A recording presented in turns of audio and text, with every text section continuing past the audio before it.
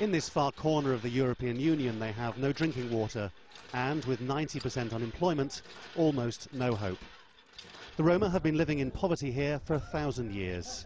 The European Union and the Slovak government spend more than 200 million euros every year on looking after the Roma, but somehow most of it just seems to blow away on the wind. Communities like this drain resources. That can cause a lot of resentment. Somehow, over the course of time, nothing really seems to change. What's now being put forward by the government in Bratislava is either the most ambitious or the most controversial plan ever proposed by European governments to try to tackle the Roma problem once and for all.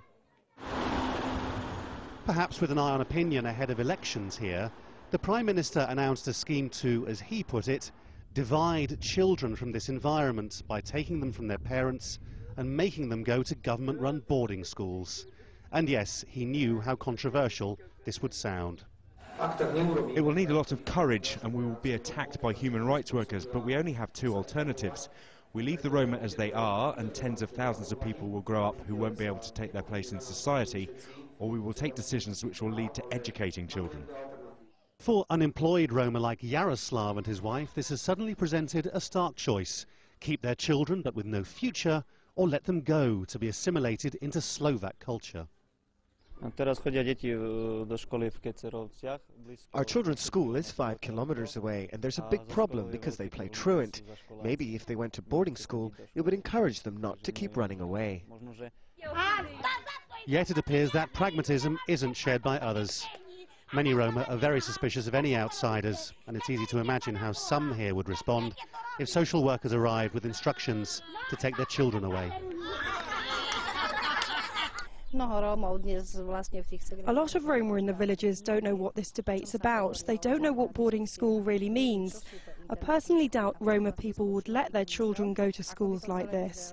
Roma families are very close. That's the way families are raised. And in boarding schools, children grow up without a family or love or their nationality, without their identity. And while it may be that many Slovaks view this as a progressive scheme to help Roma out of their misery, it also appears it would breach human rights law. If it is the idea that Roma from socially disadvantaged backgrounds, from the settlements, mainly in eastern Slovakia, will be the ones, only the ones being sent to those schools, that will be definitely illegal. It isn't clear yet whether it would be compulsory for these people to hand their children over, but even a voluntary scheme would be inflammatory.